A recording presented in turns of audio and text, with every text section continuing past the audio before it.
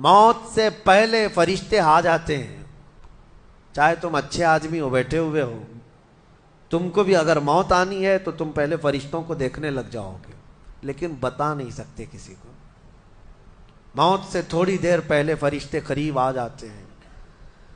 پہلے جماعت فرشتوں کی آتی ہے, پھر ملک الموت آتے ہیں. ملک الموت ان فرشتوں کے بیچ آتے ہیں. جیسے ہی یہ مرنے والا آدمی ملک الموت کو دیکھ لیتا ہے, پھر اس کے جسم میں کپ کپی طاری ہو جاتی ہے.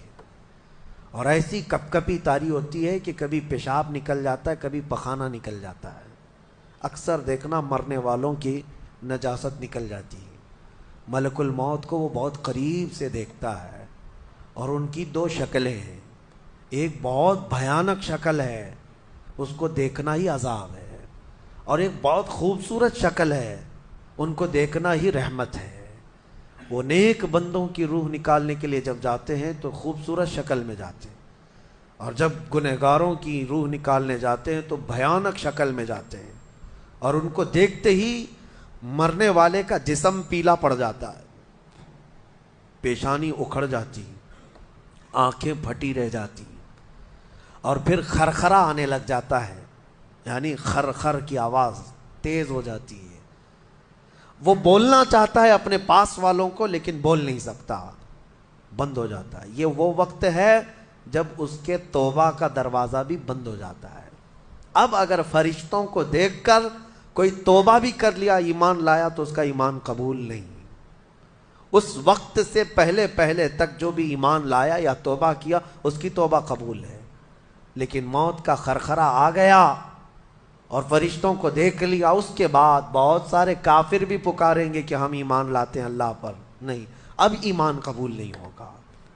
موت اتنی آسانی سے نہیں آتی, اس کا پروسیس ہے. فرشتے آتے ہیں, ملک الموت آتے ہیں, پھر اس کے بعد اس کو گھور کر دیکھتے ہیں, پھر اس کو چت لٹا دیا جاتا ہے, یا جس حالت میں بھی ہے وہ گر جاتا ہے. کھڑا ہے تو گرتا ہے, بیٹھا ہے تو گرتا ہے, موت آنے سے پہلے لڑک جاتا ہے. یہ ضروری بھی نہیں ہے کہ آج میں اپنے آپ کو سنبھال کر بیٹھا ہوں, اگر میری موت آنی ہے اسی کرسی سے گر جاؤں, اسی جگہ سے ہم گر جائیں. اور اس کے بعد ملک الموت روح کھینچنا شروع کرتے ہیں, پیروں کے ناخنوں سے لے کر, ہاتھوں کے ناخنوں سے لے کر, اس کے جسم کے ہر حصے سے لے کر ناک تک کھینچتے ہوئے لاتے ہیں. اور اس کے بعد جب پوری روح نکل جاتی ہے, وہ لے کر کے چلتے رہتے ہیں, اور مردہ ان کو جاتے ہوئے دیکھتا رہتا ہے. آنکھیں سب سے لاسٹ میں کھلی رہتی, کسی بھی مرنے والے کی آنکھیں بند نہیں رہتی, کھلی رہتی, وہ دیکھتا رہتا ہے. اسی لیے حدیث پاک میں ہے, جب کسی کی روح نکل جائے تو سب سے پہلے تم اس کی آنکھیں بند کر دو. ہمیں بند کرنا ہوتا ہے, اور اس کے بعد منہ بھی کھلا رہ جاتا ہے, منہ اوپن رہ جاتا ہے. فرمایا گیا منہ کو دبا کر بند کر دو. یہ سب نشانیاں ہیں میرے عزیزوں موت کی سختیوں کی. آپ کو پتا ہے جب رسول کریم صلی اللہ تعالی علیہ وسلم کی وفات آئی, اللہ اکبر, نزع کا عالم اتنا سخت تھا کہ بار بار حضور اکرم صلی اللہ علیہ وسلم کو پورے پانی کے مٹکے انڈیل دیے جا رہے تھے. 3 مٹکے حضور پر انڈیل دیے گئے موت سے پہلے, اور حضور اس کے بعد تھوڑا آرام محسوس کرتے, اور پھر شدت کا بخار. اور وہ آخری وقت تھا جب حضرت فاطمہ آپ کے پاس آئی تھی, حضور نے ان کے کان میں بتا دیا, وہ رونے لگ گئی. کیا کہا تھا حضرت فاطمہ کہتی ہیں, حضور نے فرمایا اے فاطمہ اب میں جا رہا ہوں, میرا آخری وقت ہے. پھر ایک دوسرے کان میں ان سے کہا میرے خاندان میں سے سب سے پہلے تم مجھ سے ملنے والی. آج یوم فاطمہ بھی ہے, سیدہ کائنات کا آج یوم وصال ہے, 4 رمضان المبارک. تو رسول کریم صلی اللہ تعالیٰ علیہ وسلم حضرت عائشہ صدیقہ کے سینے سے سر لگا کر لیٹے ہوئے تھے.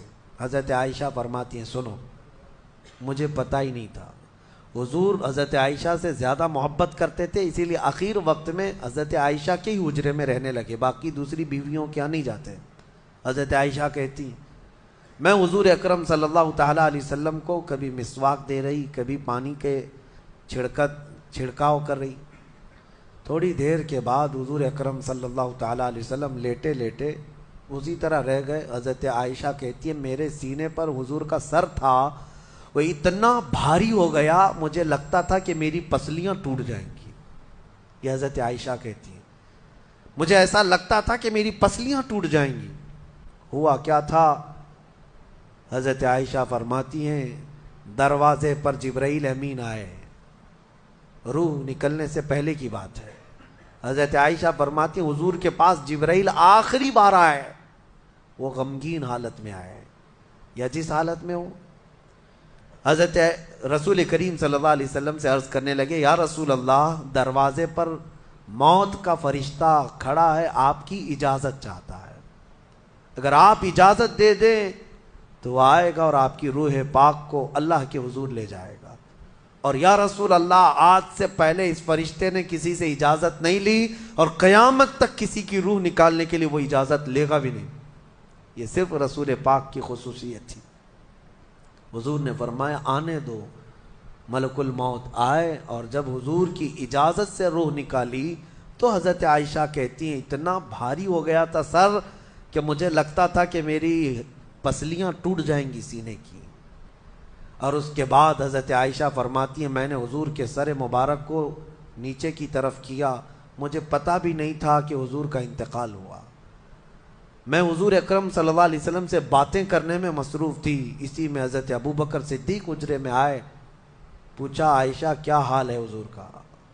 حضور اکرم صلی اللہ علیہ وسلم کو دیکھا حضرت ابو بکر نے اور پیشانی مبارکہ پر ہاتھ رکھا تو وہ بہت ٹھنڈی تھی، ماتھے کو بوسہ دیا اور ایک آہ بھری اور ایک جملہ کہا تھا یا رسول اللہ، ایک بار موت آنی تھی وہ آپ پر آ گئی، اب موت کی سختی اللہ دوبارہ کبھی آپ کو نہیں عطا کرے گا۔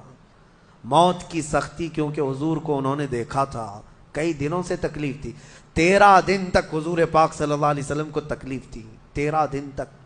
حضرت ابو بکر کہتے ہیں یا رسول اللہ، اب موت کی سختی دوبارہ کبھی نہیں آئے گی، جو اللہ کا وعدہ تھا وہ پورا ہو گیا۔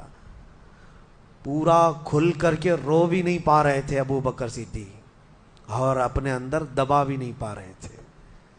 موت کی سختی انہوں نے دیکھا اور اس کے بعد کہا اے عائشہ کیا دیکھ رہی ہو، اللہ کے رسول ہم سے رخصت ہو چکے۔ پھر انہوں نے آ کر مسجد میں اعلان کیا اے لوگو، اللہ کے نبی کا انتقال ہو چکا۔ اب مجھے یہاں یہ بتانا ہے اگر موت سے کوئی بچ سکتا تھا تو سب سے پہلا نمبر تو رسول اللہ کا ہونا چاہیے تھا، کیونکہ اللہ کے سب سے محبوب نبی وہی ہیں۔ جب رسول پاک صلی اللہ تعالی علیہ وسلم کو بھی موت آئی تو میاں ہمارا اور تمہارا شمار نہیں، چاہے 100 سال زندگی مل جائے لیکن مرنا ضروری ہے۔ بہرحال یہ باتیں بڑی طویل ہو جائیں گی۔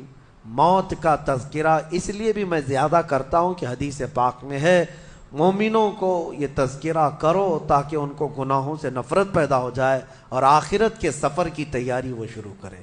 اللہ کریم ہم سب کو دنیاوی خرافات سے محفوظ فرمائے، دنیا کی لذتوں سے اور یہ فانی خرافات میں مبتلا ہو کر آخرت بھولنے سے اللہ ہماری حفاظت فرمائے۔